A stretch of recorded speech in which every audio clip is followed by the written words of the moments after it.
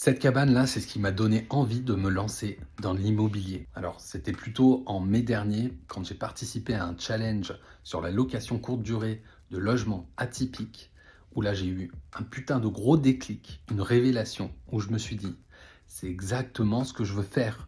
Je veux pas créer des logements juste pour y passer 3, 4 nuits comme ça. Je veux créer un logement immersif, atypique.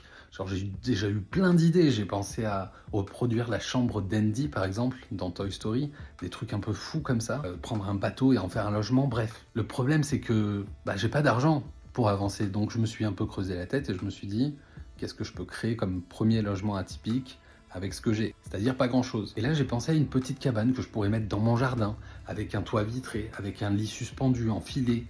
Et ok, c'est bien tout ça, mais je sais pas bricoler. Il va falloir que j'ai des connaissances en immobilier, sur les terrains, sur les lois, etc. Donc là, je me suis dit, il faudrait peut-être que je me rapproche d'un métier où j'apprends un petit peu tout ça. Sauf que cette histoire de logement atypique et de cabane, etc., c'est toujours un petit peu dans ma tête.